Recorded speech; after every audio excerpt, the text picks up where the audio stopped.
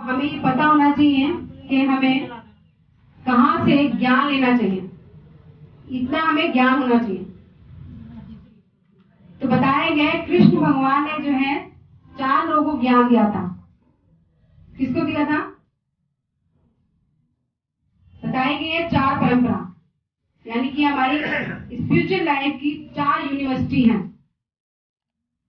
जो भगवान कृष्ण ने 4 लोगों को ज्ञान दिया था। यानी कि श्री परंपरा, यानी कि लक्ष्मी जैसी एक परंपरा आ रही है, ठीक है ना, जो साउथ में है, रामानुजाचार्य जिसके क्या है बताए गए, अध्यापक बताए जिन्होंने आगे प्रचार किया।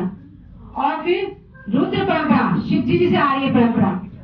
और एक परंपरा आ रही है ब्रह्म परंपरा, ब्रह्मा जी से।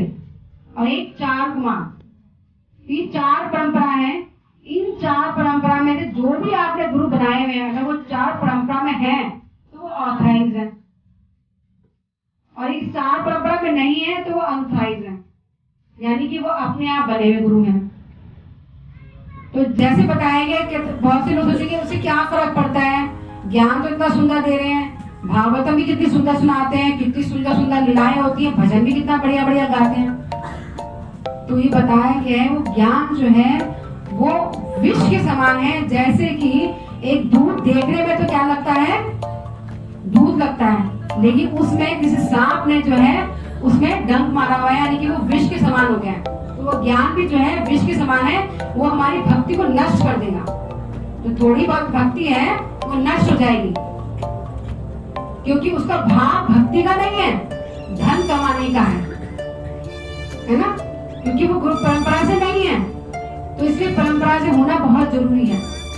अगर परंपरा से नहीं हुए, जैसे कि एक कानपुर में बताया गया कॉलेज खुला था, वो 4 साल की पढ़ाई थी उसके अंदर। उसमें क्या किया कि उसमें टीचर्स बहुत अच्छे, कॉलेज बहुत बढ़िया कॉलेज, पढ़ाई इतनी टॉप क्लास, अच्छे से पढ़ाई करके जब वो बच्चे 4 साल पढ़ करके जब निकले तो पता चला कि वो जो कॉलेज था वो अनऑथराइज था, डिग्री नहीं मिली। तो पढ़ाई क्या हो गई, 0 हो गई। तो इसी तरीके से स्पिरिचुअल लाइफ के अंदर भी हमें सोच समझ करके हमें ज्ञान सुनना चाहिए। जहाँ भी सुनने जाते हैं तो पहले पता करने की 4 परंपरा में है कि नहीं है। बहुत से लोग सोचते हैं तो इसको माने, बहुत से लोग नहीं माने, लेकिन यही शास्त्र का आधार है।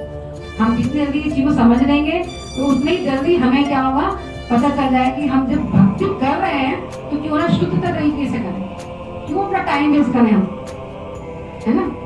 क्योंकि भक्ति जो मिली है, अब हमें पिछले जन्मों के अनुसार जो भक्ति मिली है, हमें समझ लीजिए 1 करोड़ का मिला है।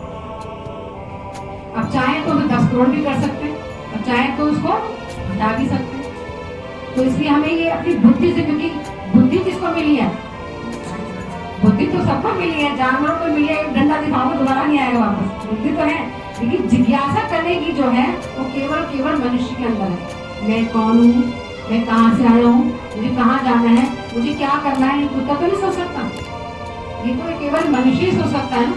तो इसलिए हमें जिज्ञासा करनी है कि मैं कौन हूँ।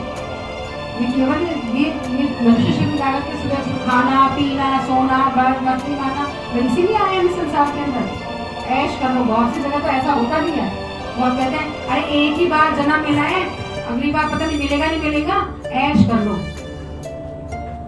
है ना। तो वो क्या होता है, ऐश कर लो, तो कर्मों के अनुसार हमें दूसरा जीवन मिलता है। जो है जो हम कर्म पिछले जन्म में करके आए वो उस जन्म के अनुसार हमें सब कुछ मिल चुका है।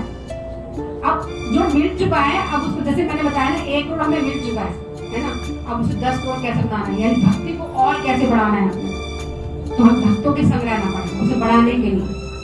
नहीं तो क्या होगा, अगर हम भोगते रह गए, यानी कि इस अपने घर गृहस्थी में भोगते रह गए, यानी खूब ऐश करना, खूब पिक्चर जाना, मॉल में जाना, भगवान का नाम नहीं लेना, माला जाप नहीं करनी, गीता नहीं पढ़नी, तो क्या है आपका जो भक्ति जो है वो डाउन होती जा रही है, यानी कि घटती जा रही है आपकी। जो आपके पास 1 करोड़ था, अब वो क्या होता जा रहा है, धीरे धीरे कम होता जा रहा है। और यही अगर आप माला जाप करते, गीता पढ़ते, भक्तों का संग करते, भगवान के घर में अर्चे विग्रह की पूजा करते, ये जो विग्रह है साक्षात भगवान कहते हैं मैं इस रूप में अब आया हूँ तो मेरी सेवा करूँ। जो लड्डू गोपाल रखते हैं, राधा कृष्ण रखते हैं, गौर निताई रखते हैं, तो इसको अर्चे विग्रह बताया गया, मूर्ति नहीं है ये अर्चे विग्रह है। तो साक्षात आपको इस रूप में आए सेवा लेने के लिए आपसे। तो जब अपना मन भगवान की सेवा में, माला में, गीता में कहीं कुछ छोड़ के नहीं जाना आपको, गृहस्थ में रह के ये कार्य करना है। अपने और चीजों पे से दिमाग हटाते जाइए और इसमें दिमाग लगाते जाइए, फिर वो आपका जो है ना 1 करोड़ जो है वो 10 करोड़ और कितना बढ़ जाएगा। फिर उसके बाद जो है अगला जीवन जो है आपको ऐसे भक्त परिवार मिलेगा जिससे आप और भक्ति करके भगवत धाम जा सकें, और हो सकता है इस जीवन में भी जाए। आपको ऐसा आपके अंदर हो जाए, भगवान से प्रेम हो जाए कि इतना चिंतन करने लगे कि इसी जन्म में भगवान प्राप्त हो जाए आपको। बोले हरे कृष्णा कृष्णा कृष्णा हरे हरे, हरे राम राम राम हरे।